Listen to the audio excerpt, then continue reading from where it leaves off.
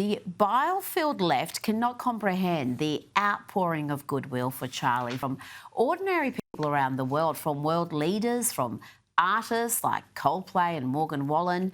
And the tributes for Charlie have poured in from sporting leagues as well, formerly painfully woke sporting leagues like the NFL and Major League Baseball. This is the Dallas Cowboys paying tribute to Charlie Kirk and tributes at college football games. Here is LSU honouring Charlie on the weekend in front of more than 102,000 fans. You join us in a moment of reflection following the murders of Charlie Kirk in Orem, Utah, Arena Zarutska in Charlotte, North Carolina, and the High School shooting in Colorado. LSU condemns all violence in our community. And this next tribute shows you how much the culture has shifted. This wouldn't have happened 10 years ago.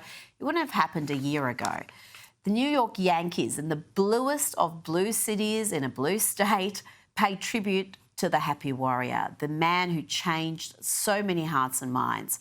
And earlier today, the New York Jets paid this tribute to Charlie Kirk's legacy before their game against the Buffalo Bills. Again, this is New Jersey, folks, not Texas. This is a blue state.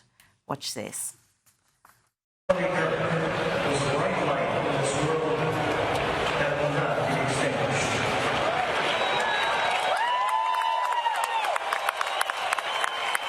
And the tribute from the Jets did not end there. As the crowd chanted USA, a video of Charlie and a message from his widow, Erica, played at the stadium. USA! USA! USA!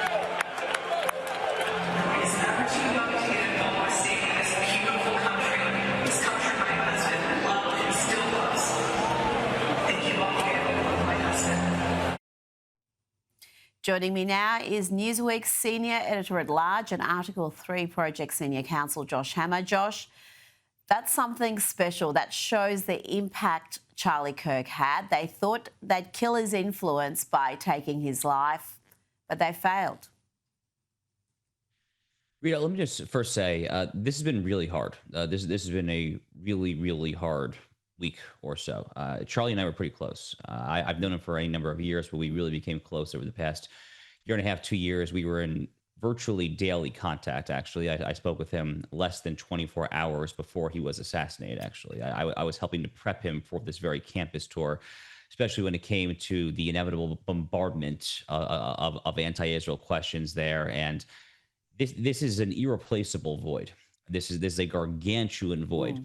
That the American right, I mean, we have lost not merely a foot soldier, we have lost not merely a colonel or a lieutenant, we have lost a 5-star general. We have lost one of the absolute titans of our broader battle to save America and by extension save Western civilization. We have likely lost a future president of the United States. That is likely the path that my fallen friend Charlie Kirk was very much on.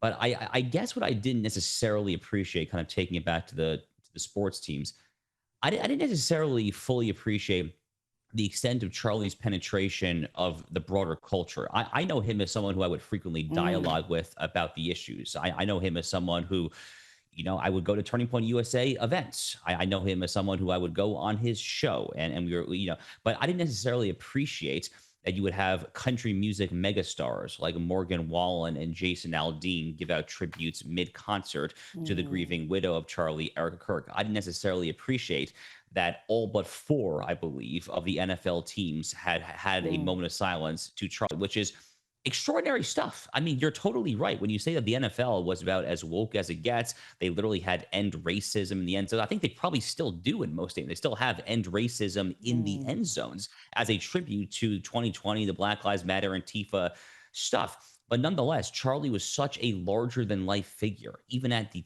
tender age of 31 years old, that they felt compelled to honor him. So, I am personally not fully past the mourning and grieving period, Rita. Again, it's been very difficult for a lot of us. I was speaking at a conference out in Las Vegas this past Friday, and all of us out there were kind of, memorializing Charlie in our speeches there. It's really hitting the American conservative community really, really hard. But I didn't fully appreciate just how much he penetrated, not just American conservatives, but really kind of the broader American and frankly broader global culture.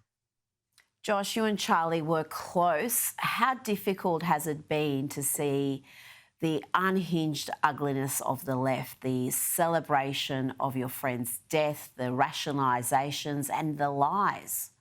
You know, Rita, it's the most visceral reminder of evil in our midst, evil in this realm, at least since October 7th.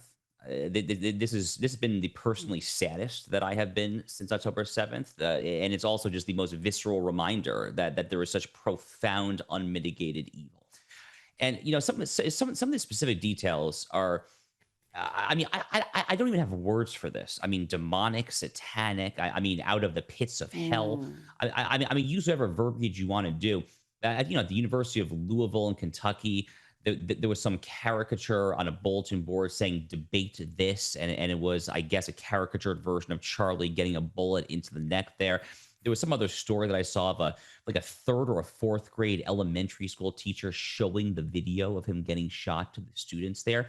I mean, you know, this is someone who should not merely be fired from being an elementary school teacher. That person should be publicly flogged, like literally flogged with lashes in the town square and probably sent to a mental asylum there.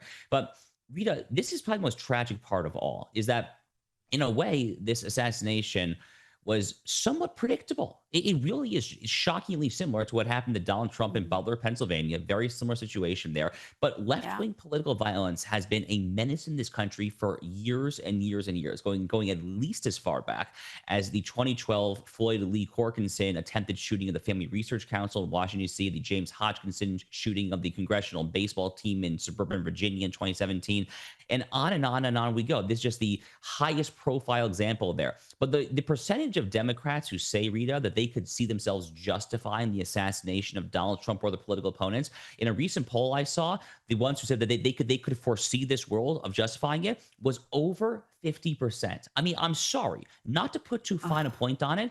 This is how republics die. Like, this is literally how a self-governing people loses the ability to govern itself. When we cease to have our debates with the pen and the keyboard at the ballot box there, and when we start having our debates through the sword and bullets and rifles there, that's it. That's game over there. The stakes are really, really, really high. And I don't think the left realizes what they're doing there, but we have to fight back with all we've got there, because we're not going to let them destroy this country and destroy Western civilization by extension.